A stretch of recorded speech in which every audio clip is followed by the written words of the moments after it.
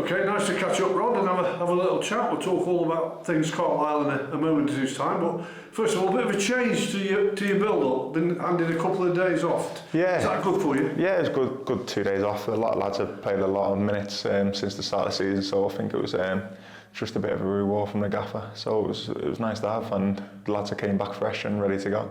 Yeah, I suppose when you have your couple of days, you do exactly what you want, but you're back in it and being focused on the next game. But yeah, training is still to be done hard now between that and the game kicking off. Yeah, of course, there's a lot still to be done tactically, and I think the boys are all excited and raring to go. How is it for you when you've got to respond from what happened last weekend? You know, that's a horrible feeling as a professional footballer, is it? What was taken away from you? Yeah, it's a kick in the teeth, but hopefully this season we're going to do that to teams as well. So that's football. It swings and roundabouts. And you're returning to Brunton Park. I don't know whether they still call it Brunton Park. Yeah, it's still Brunton Park, yeah. You go to a lot of these football clubs, they've all got fancy names anymore, but I'm calling it Brunton Park. Obviously played quite a lot of games for Carlisle. How does it feel when a player goes back to his old club? Yeah, I'm excited to go back, see some familiar faces. Still got quite a few friends there, and quite a few friends are still playing, so it'll be nice to have a catch up with a lot of people, yeah. And Paul Simpson in charge, he got a 3-pointer in the week. He's ticked over quite steadily, hasn't he? Yeah, he came in, he did well. He steadied his ship, and then we was down there at the end of last year, and he got us to a safe place, and he started the season well. What will you expect from how Carlisle will go about their job? I think Carlisle will do what they do every game, hard working, aggressive on the front foot, and it'll be a tough place to go because Brunton Park can be a fortress at times. And for you on a personal note, it's been a very consistent opening 10 games or so for yourself. Have you been happy with the way that you settled in here at your new club? Yeah, I love it. I'm obviously a local lad, and my family's here, and it's nice to be finally home after 6-7 years away. So being home every day, seeing my kids is a big plus for me. So I'm happy, yeah, really happy. Interesting you said that. We spoke to Calvin Miller a few weeks ago. He said a similar thing. He'd been around the country. Yeah. He's a local lad.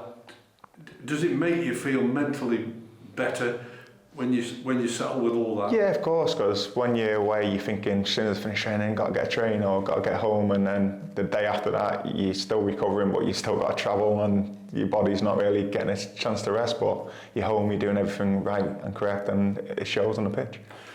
You will know all about this football club because, as you say, you're a local lad. You played, at some of the local non-league clubs as well as being in the football league, and you'll know what it means when you see a lot of the younger players where they've gone to.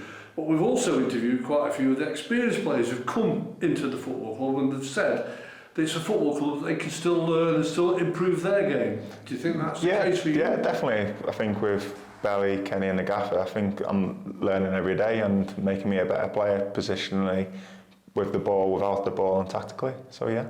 And you struck up a partnership with Luke Offord.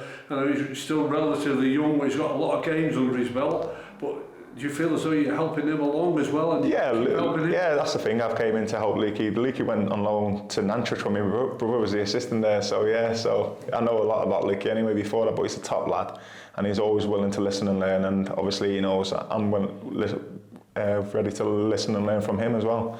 Because sometimes when you're playing, you may see it better from his point of view than mine.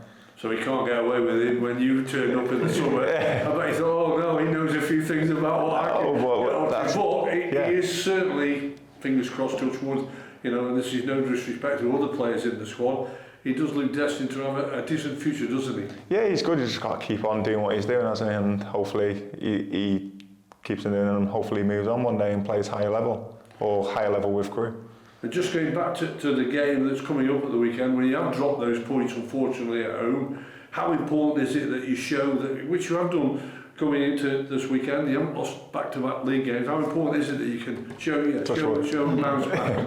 Yeah, well that's the thing with football, you never really want to lose 200 bounds, so if we keep on doing what we do, we've played a lot of teams at the top, so you look at that and you think, is it that? But I think we're just being a bit unlucky, and it's just a bit naivety from probably being a bit young.